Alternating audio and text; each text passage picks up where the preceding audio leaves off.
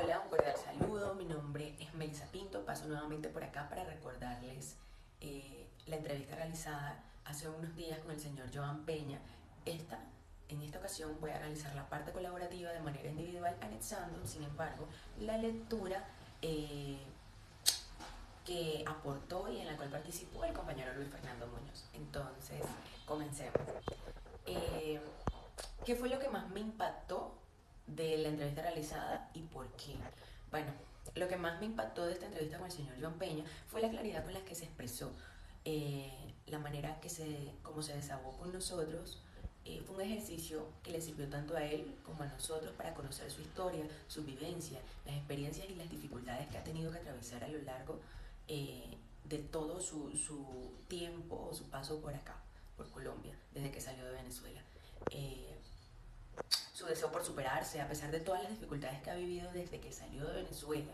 Su historia está marcada por el abandono forzoso de su país, pero también está marcado por una ilusión, por un sentimiento, el sentimiento de casarse con su esposa, el sentimiento de tener al lado a la mujer que ama, eh, pero también por el hambre, por la discriminación.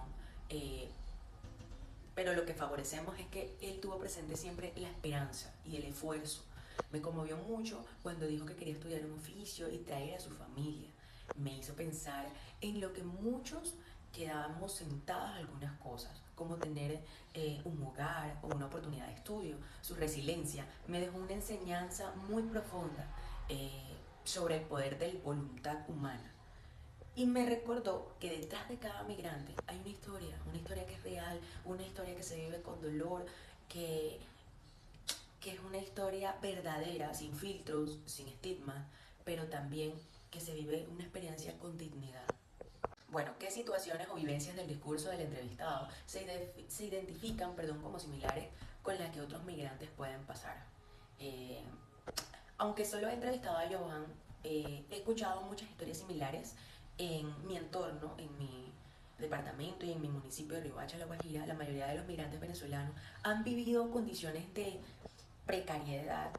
eh, Al llegar a Colombia, las vivencias comunes incluyen tener que salir caminando o en condiciones difíciles para poder llegar sin recursos, dormir en espacios públicos, despertar en parques, eh, pedir en la calle para poder tener algo para comer, vivir en rebusque vendiendo productos en las calles o trabajando en oficios informales, enfrentando rechazo o desconfianza social y sobre todo tener que empezar desde cero en un país que muchas veces lo mira a uno con prejuicio. Estas vivencias revelan el patrón de exclusión social que es importante analizar desde la psicología social, ya que nos habla de cómo se reproduce, por así decirlo, la desigualdad y cómo la narrativa colectiva contribuye al migrante como un otro, al que hay que tener cuidado o hay que temer en un lugar de un ser humano que lucha por sobrevivir. O sea, todos somos iguales y todos merecemos el mismo valor y el mismo respeto. No se trata de mirar al otro por encima de uno ni por debajo de uno. Uno tiene que respetar a la otra persona porque también es un ser que siente, que piensa, que lucha y uno nunca se imagina la lucha constante por la que está pasando el otro. Entonces, todos merecemos el mismo valor y el mismo respeto. Bueno, ¿qué conceptos de la lectura se pueden utilizar para comprender el fenómeno de la migración? Desde la lectura que trabajé y la cual escogí, que es la construcción social de la realidad de Berger y Luckman, analizada por Janes en el 2010, puedo identificar tres conceptos clave que permiten comprender el fenómeno migratorio. El primero sería la construcción social de la realidad, la manera en la que las personas entienden que los migrantes no se basan tanto en hechos, sino en narrativas, narrativas compartidas socialmente en muchos contextos. Se ha construido una realidad en la que el migrante es peligroso eh, o es un ser también problemático. Y esa imagen se sostiene mediante discursos sociales, medios de comunicación y conversaciones cotidianas. Esto influye en cómo los migrantes son tratados, percibidos, incluso cuando sus acciones no justifican ese rechazo.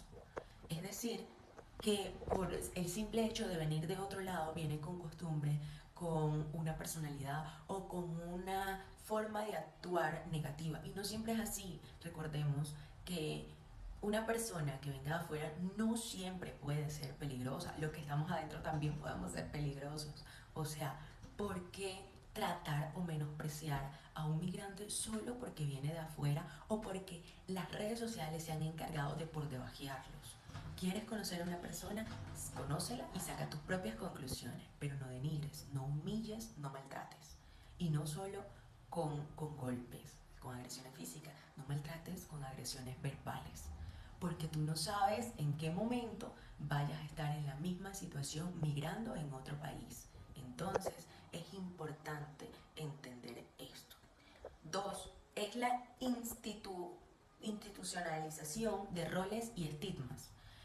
Las funciones sociales que se asignan a los migrantes suelen estar marcadas por el estigma. Los ven como vendedores ambulantes, mendigos o informales o delincuentes. Esos roles no surgen por la naturaleza, sino que se van institucionalizando a través del lenguaje y la cultura, hasta que terminan aceptándose o adaptándose como normales, dificultando su integración social y su integración social. ¿Por qué?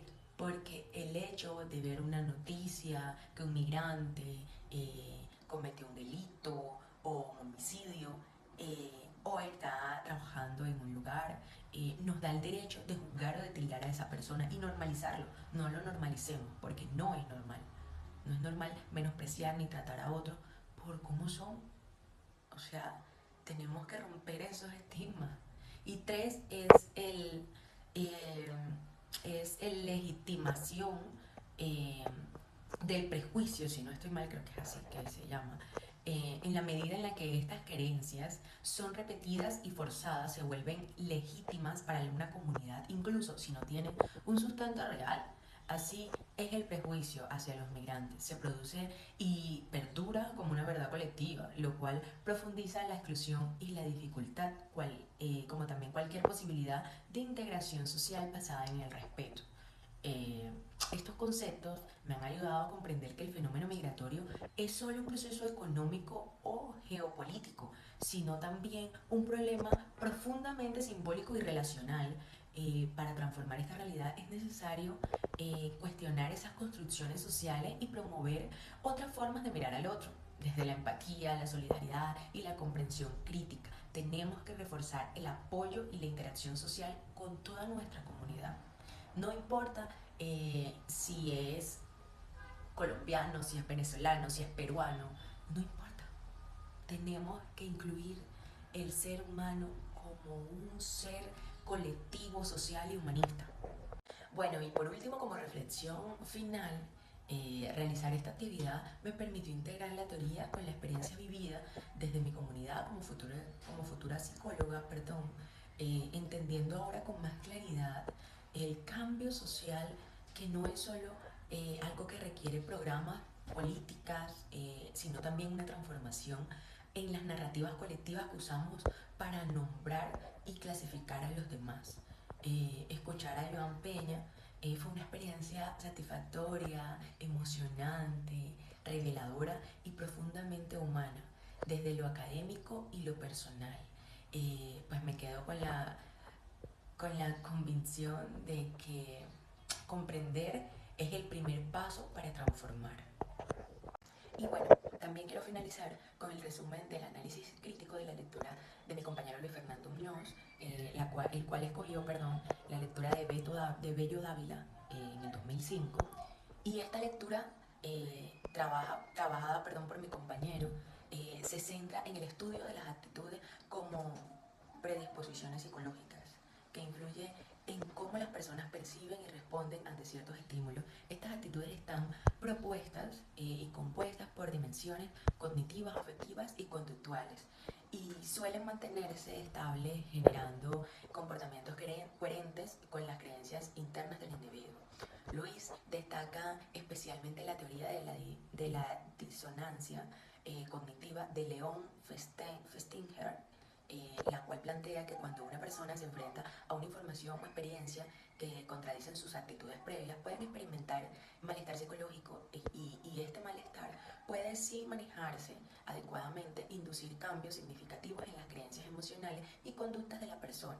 Es decir, la disonancia puede ser una herramienta para transformar actitudes rígidas y prejuiciosas en un análisis de Luis Fernando, él relaciona que esta teoría como una experiencia personal en la que a través de la comunicación empática logre un miembro de su comunidad religiosa reconsiderar actitudes nocivas. También conecta con la teoría del fenómeno de la migración, señalando cómo las comunidades pueden transformar estigma hacia los migrantes que reciben información veraz y emocionalmente cercana, por ejemplo, una figura de confianza. Y finalmente, el compañero Luis plantea un ejemplo claro y didáctico donde una familia con actitudes eh, xenófobas puede cambiar su percepción si recibe un mensaje creíble, cercano y humanizador sobre los aportes de los migrantes. Con esto, el compañero Luis nos demuestra cómo la disonancia cognitiva puede ser un recurso psicosocial poderoso para romper estereotipos y favorecer la convivencia social. Muchísimas gracias.